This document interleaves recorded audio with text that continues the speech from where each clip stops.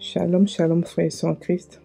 Bienvenue à la Rhapsodie du vendredi 24 novembre 2023. Rhapsodie écrite par le pasteur Chris Oyakilome et la lecture vous est offerte par les vérités de l'Évangile. Le thème d'aujourd'hui est la connaissance que vous avez de lui. Alléluia. Le verset est pris de 2 Pierre 1, verset 3 qui nous dit « Comme sa divine puissance nous a donné tout ce qui contribue à la vie et à la piété, au moyen de la connaissance de celui qui nous a appelés par sa propre gloire et par sa vertu. » Alléluia. Le pasteur Christ dit, il n'y a rien dont vous pourriez avoir besoin ou désirer pour une vie pieuse qui ne soit déjà la vôtre. Mais la manière de faire de tout ce qui vous appartient déjà en Christ, une réalité dans votre vie dépend de la connaissance que vous avez de lui. Réalisez notre verset d'ouverture. Il s'agit de la connaissance que vous avez de lui. Ce type de connaissance est une connaissance complète et exacte, appelée épignosis. Les dispositions de Dieu ne se réaliseront pas dans votre vie simplement parce qu'elles sont écrites dans les pages de la Bible. Il y a une connaissance de lui que vous devez avoir. Connaissance qui unit celui qui connaît à celui qui est connu. Alléluia. Ce qui est si beau et si puissant dans le fait de le connaître, c'est que non seulement vous apprenez à connaître et à être capable de vous approprier tout ce qu'il vous a donné, mais vous apprenez également à vous connaître vous-même. Alléluia. Plus vous le connaissez, plus vous vous connaissez. Sa parole vous reflète.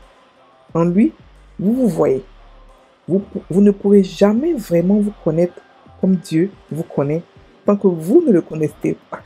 Alléluia. La façon de le connaître et de vous découvrir est d'étudier et de méditer la parole. 2 Corinthiens 3, verset 18 montre que la parole est le miroir de Dieu qui révèle votre véritable description. Ça dit, nous tous qui, le visage découvert, contemplons comme dans un miroir la gloire du Seigneur, nous sommes transformés en la même image, de gloire en gloire, comme par le Seigneur l'Esprit. Alléluia. Cherchez à découvrir qui vous êtes vraiment en vous regardant dans le miroir de Dieu, en apprenant à connaître le Seigneur. Dès que vous comprenez ce que la parole dit être le vôtre, ou qui la parole dit que vous êtes, répondez en affirmant en conséquence. C'est ainsi que vous endossez sa parole pour qu'elle s'accomplisse dans votre vie. Éphésiens 1, verset 3 dit que Dieu vous a béni de toutes les bénédictions spirituelles dans les lieux célestes en Christ. Et 1 Corinthiens 3, verset 21 déclare, tout est à vous. Alléluia. Dieu vous a donné tout ce dont vous avez besoin pour une vie victorieuse, pour vivre victorieusement et pour réussir dans la vie. Fin de la rhapsodie. Alors, la rhapsodie d'aujourd'hui est tellement importante, tellement intéressante. Il nous dit la connaissance que vous avez de lui. Il nous explique que notre succès, notre victoire, notre bonheur dépend de la connaissance que nous avons de Dieu. Alléluia. Il nous dit que plus on le connaît, plus on se connaît. On va d'abord décortiquer le verset d'ouverture, ensuite décortiquer toute la rhapsodie. Il nous dit, comme 2 Pierre 1, verset 3 nous dit, comme sa divine puissance nous a donné tout ce qui contribue à la vie et à la piété au moyen de la connaissance de celui qui nous a appelés pour sa propre gloire et par sa vertu. Quand on parle de vie et piété, on parle de divinité. Donc il nous dit ici que tout ce dont on a besoin pour vivre une vie divine, on l'a déjà, mais elle se trouve dans la connaissance de Jésus. Vous comprenez? Plus on le connaît, plus on découvre ce qu'on a, et plus on a les âmes, les outils pour pouvoir vivre la vie divine. Vous comprenez? Donc vous comprenez ici que connaître Dieu, avoir une relation avec sa parole et avec lui, ce n'est pas une option pour le chrétien. C'est quelque chose de primordial, d'important. Parce qu'on a vécu dans le monde, on a vécu en tant qu'humain pendant des années. Donc on se connaît en tant qu'humain, mais on ne se connaît pas en tant que divinité. Et pour ça, il faudrait que nous puissions connaître lui qui nous a rendus divins. Parce qu'on est à son image. Donc ce qu'il est, nous sommes. Ça veut dire que il est tel que nous sommes dans ce monde. Donc plus on le connaît, plus on se connaît. Vous comprenez? Donc c'est 2 pierres, on fait 2 pierres un coup. Plus on connaît Jésus, plus on apprend à se connaître, et plus on découvre qui on est, et plus on accepte, et plus on devient la chose. Le pasteur dit que c'est pas parce que c'est dans la Bible que forcément ça va faire pour vous de l'effet. La Bible nous dit tellement de choses. La Bible nous dit qu'on est riche et tout ça.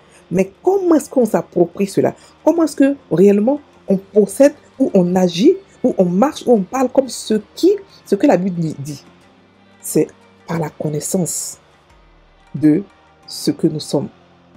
D'abord, l'étude du livre nous permet de découvrir qui nous sommes. Ensuite, la méditation nous permet de s'approprier cela.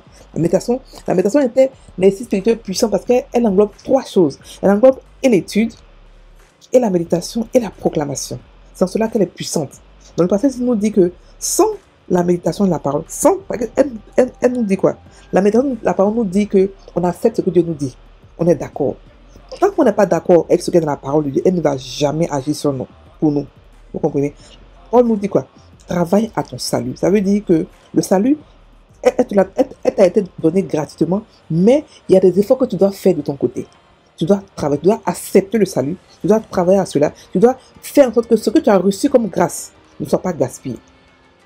Dans le passage ici, il nous dit que pour avoir une vie pieuse, pour avoir une vie heureuse, divine, épanouie, nous devons savoir que nous devons connaître celui qui nous a donné cette vie. Nous devons avoir une connaissance de Jésus. Et il ne parle pas de la connaissance de la tête, comme connaître les versets par cœur. Non, il parle de la connaissance profonde, de la connaissance qu'on appelle épignosis, la connaissance exacte, la connaissance qui vient par révélation. Quand vous avez une intimité avec Dieu, il vous parle. C'est ça qu'il parle. Ce n'est pas rester les versets par cœur. Oh Seigneur Dieu, tu as dit que ta parole dit que faut faire ça. Non, ce n'est pas de ça qu'il parle. Il parle de la révélation intime de Dieu sur la parole. Quand on l'étudie assez, quand on l'étudie, elle nous parle. La parole parle. Elle nous révèle les choses, elle nous révèle les secrets de Dieu. C'est cette révélation qu'on appelle épignosis, et c'est par elle que réellement on connaît réellement qui est Dieu. Sinon, le diable lit aussi la Bible avec ses agences. La Bible dit qu'il connaît ça par cœur. Mais ça ne peut rien le faire parce qu'ils n'ont pas l'épignosis. Ils ne peuvent même pas voir la révélation. Donc, c'est à nous que ça a été donné le privilège de pouvoir avoir la révélation de Dieu. Donc, plus on a cette révélation-là, plus on le connaît, et plus on se connaît, et plus on a une vie, on vit une vie réellement, la vie qu'il nous a donné de faire, de vivre. Alléluia. Donc, le pasteur encore dit que c'est parce que Dieu a dit des choses sur nous que ça va forcément se réaliser. Non. Comme tout à l'heure j'ai dit, il faudrait que nous puissions avoir la présence d'esprit de pouvoir se l'approprier, de pouvoir d'abord découvrir, d'abord par la lecture de la parole, ensuite étudier, ensuite recevoir la révélation, ensuite la même méditer ou la proclamer. Vous comprenez que le processus est facile pour pouvoir se posséder ce que nous appartient. On a tellement reçu en Christ. La Bible dit qu'on a été bénis de toutes les bénédictions que le ciel a. Mais on peut être béni comme ça et ne pas en profiter parce qu'on n'a pas pris la peine de connaître celui qui nous a bénis, de connaître ce qui nous appartient et de l'accepter. Vous comprenez? Quand on reçoit un paquet à la poste, par exemple, et des fois où le paquet vient chez vous à la maison, vous l'acceptez, sans même que vous ne sachiez qu'on vous donne un paquet. Et des fois, vous devez aller vous à la poste pour aller chercher le paquet.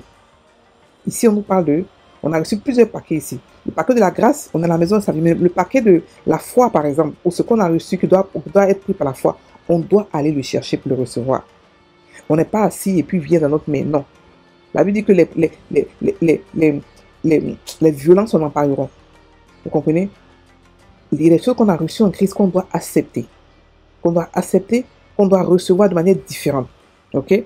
Maintenant, on nous dit aussi que, le pasteur nous dit aussi que, lorsque nous apprenons Jésus, ce qui est beau, c'est que lorsque nous apprenons qui il est, lorsque nous le connaissons, plus on le connaît, plus on se connaît. Parce que il est tel que nous sommes. On vous dit par exemple, en lui, vous avez ceci, vous avez cela. On met ce qu'il est, on vous dit voici ce que Jésus est. Il dit, ah, donc moi, c'est comme ça que je suis. Donc quand on lit la Bible ou on l'étudie et qu'on voit ça, on ne passe pas là-dessus comme ça. Non, non, non, non, non. On commence à le méditer, à le proclamer. Parce que c'est à nous. On prend, c'est pour nous. On ne lâche pas. On ne fait que dire, jusqu'à ce que ce soit pour nous une réalité. Vous comprenez? C'est ce que nos yeux physiques voient cela. Parce que nos yeux spirituels voient déjà, mais nos yeux physiques doivent s'accorder. Ok? Voilà. Donc, la parole de Dieu se reflète en nous. La parole de Dieu nous reflète. Ce qu'on la lit, Quand on la découvre, c'est pour ça que Paul dit que nous qui, tous, le visage découvert, contemplons comme dans un miroir, nous sommes transformés. Plus on la médite, plus on la contemple, plus on est transformé à la même image. Vous comprenez? C'est comme quand tu regardes quelqu'un longtemps. La Bible dit que les gens disent que quand tu es marié à quelqu'un pendant longtemps, vous commencez à vous ressembler. Parce que vous êtes tellement regardé, vous êtes vous avez commencé à avoir les mêmes manières de parler, les mêmes gestes, et le visage aussi a suivi. C'est pareil comme la parole de Dieu. À force d'être avec la parole de Dieu, tu commences à parler, tu commences à agir comme Jésus, à parler comme Jésus, à penser comme Jésus. Ce que Dieu veut nous donner, en fait, ce n'est pas les miracles, c'est sa mentalité. Sa mentalité. Il veut qu'on devienne la parole pour penser, agir et parler comme lui. Jésus n'avait peur de rien, absolument. Il avait une foi solide. C'est ce qu'il veut qu'on ait.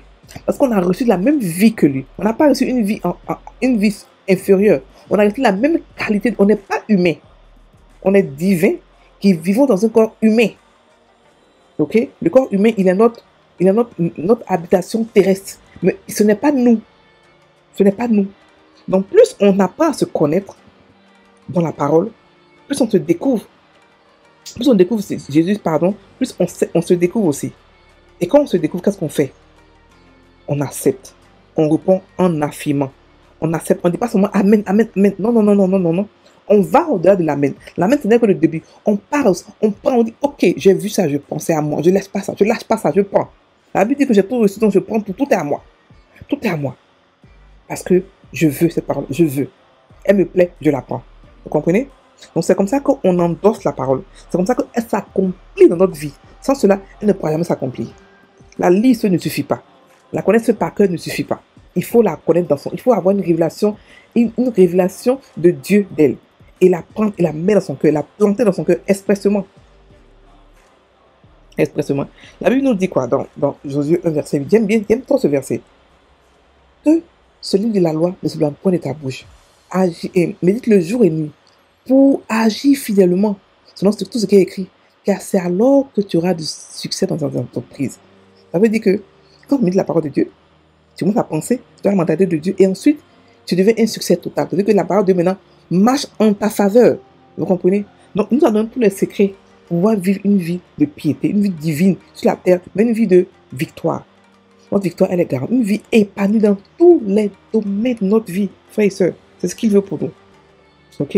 Donc ne vous découragez pas, ne vous lâchez pas. Sachez que Dieu a déjà tout prévu. Tout est en nous. Rien n'est en dehors de nous. On nous a déjà tout donné. Et on découvre cela par la connaissance de Jésus. Tout simplement. Plus on le connaît, plus on découvre qui on est. Et plus on découvre, plus on enjoy notre divinité sur la terre. Alléluia. On va prendre la prière. Cher Père, je te remercie de m'avoir donné tout ce dont j'ai besoin pour une vie pieuse de succès et de victoire dans ce monde. Je suis rempli et chargé de bénédictions. Et comme je contemple ta parole, je suis transfiguré de gloire en gloire. Ta gloire est révélée en moi et à travers moi. Au nom de Jésus. Amen. Frères et sœurs en Christ, passez une excellente journée de méditation et soyez bénis. Si vous voulez méditer avec nous, on fait des méditations collectives et des méditations de groupe. C'est-à-dire que les méditations collectives, c'est tout le monde qui vient. Les méditations de groupe, on vous apprend à méditer. Ok? On vous apprend comment méditer, pourquoi méditer, les bienfaits de la méditation et puis les étapes. Il y en a 3. Les étapes de la méditation. Ok? Soyez bénis. Contactez-nous en cas de besoin. N'hésitez pas à nous contacter. Soyez bénis.